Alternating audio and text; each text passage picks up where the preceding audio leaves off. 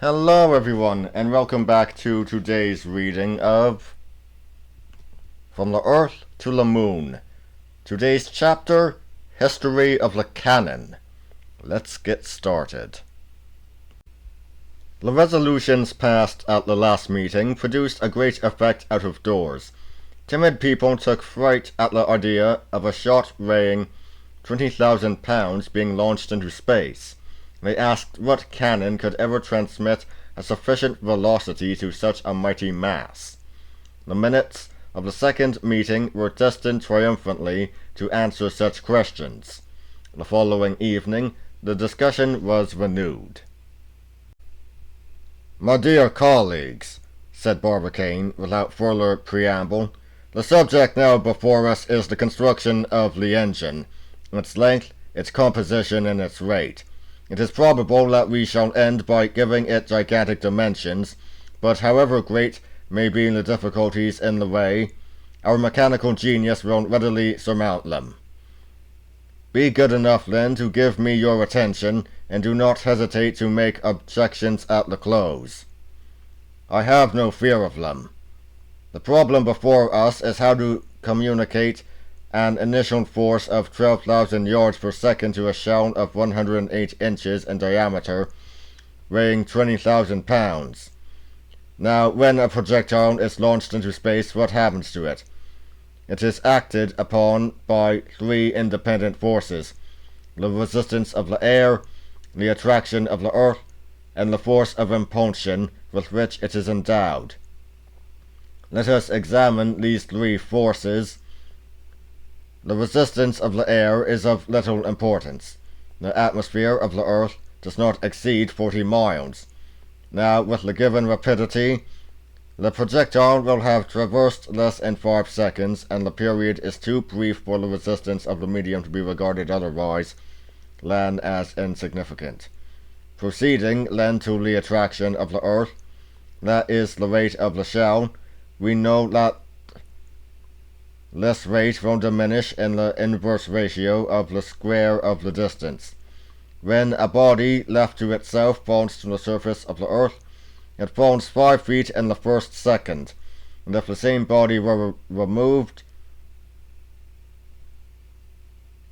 257,542 miles further off, in other words, to the distance of the moon, its fall would be reduced to about half a line in the first second. That is almost equivalent to a state of perfect rest. Our business, then, is to overcome progressively this action of gravitation. The mode of accomplishing that is by the force of impulsion." "There's the difficulty," broke in the Major.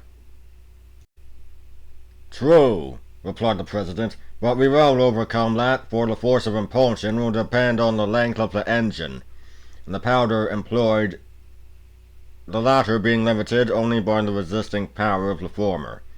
Our business, then, today, is with the dimensions of the cannon. Now, up to the present time," said Barbicane, "our longest guns have not exceeded 25 feet in length. We shall therefore astonish the world by the dimensions we shall be obliged to adopt. It must evidently be, then, a gun of great range, since the length of the piece will increase the detention of the gas accumulated behind the projectile, but there is no advantage in passing certain limits." "Quite so," said the Major. "What is the rule in such a case?" "Ordinarily, the length of a gun is 20 to 25 times the diameter of the shot, and its rate 235 to 240 times that of the shot." "That is not enough!" cried J.T. Maston impetuously. "I agree with you, my good friend. In fact, following this proportion for a projectile 9 feet in diameter, weighing 13,000 pounds, the gun would only have a length of 225 feet, and a rate of 7,200,000 pounds. Ridiculous, rejoined Maston. As well take a pistol. I think so too, replied Barbicane. That is why I propose to quadruple that length and to construct a gun of 900 feet. The General and the Major offered some objections. Nevertheless, the proposition, actively supported by the Secretary, was definitely adopted. "But," said Elphinstone, "what thickness must we give it?"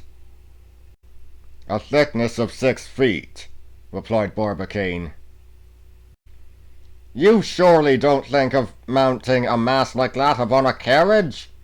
asked the Major. "It would be a superb idea, though," said Maston. "But impractical," replied Barbicane. "No, I think of sinking this engine in the earth alone, binding it with hoops of wrought iron, and finally surrounding it with a thick mass of masonry, of stone and cement. The piece once cast, it must be bored with great precision, so as to preclude any possible windage. So there will be no loss whatever of gas, and all the expansive force of the powder will be employed in the propulsion." "One simple question," said Elphinstone. "Is our gun to be rifled?" "No, certainly not," replied Barbicane. "We require an enormous initial velocity, and you are well aware that a shot quits a rifled gun less rapidly than it does a smooth bore." "True," rejoined the Major. The committee here adjourned for a few minutes to tea and sandwiches. On the discussion being renewed, "Gentlemen," said Barbicane, "we must now take into consideration the metal to be employed. Our cannon must be possessed of great tenacity, great hardness, be infusible by heat, indissoluble and inoxidable by the corrosive action of acids." "There is no doubt about that," replied the Major, "and as we shall have to employ an immense quantity of metal, we shall not be at a loss for choice." "Well then," said Morgan, "I propose the best alloy hitherto known, which consists of 100 parts of copper, 12 of tin, and 6 of brass." "I admit," replied the President, "that this composition has yielded excellent results, but in the present case it would be too expensive and very difficult to work. I think, then, that we ought to adopt a material excellent in its way and of low price, such as cast iron. What is your advice, Major?" "I quite agree with you," replied Elphinstone. "In fact," continued Barbicane, "cast iron costs 10 times less than bronze. It is easy to cast, it runs readily from the molds of sand, it is easy of manipulation, it is at once economical of money and of time. In addition, it is excellent as a material, and I well remember that during the war at the siege of Atlanta, some iron guns fired 1,000 rounds at intervals of 20 minutes without injury." "Cast iron is very brittle, though," replied Morgan. "Yes, but I propose great resistance. I will now ask our worthy Secretary to calculate the weight of a cast iron gun with a bore of 9 feet and a thickness of 6 feet of metal." "In a moment," replied Maston, then dashing off some algebraical formulae with marvelous facility. In a minute or two he declared the following result: "The cannon will weigh 68,040 tons, and at 2 cents a pound it will cost $2,510,701. Maston, the Major, and the General regarded Barbicane with uneasy looks. "Well, gentlemen," replied the President, "I repeat what I said yesterday. Make yourselves easy, and the millions will not be wanting." With less assurance of the President, the committee separated after having fixed their third meeting of the following evening. And that is it for today. I'll see you all next time. See ya!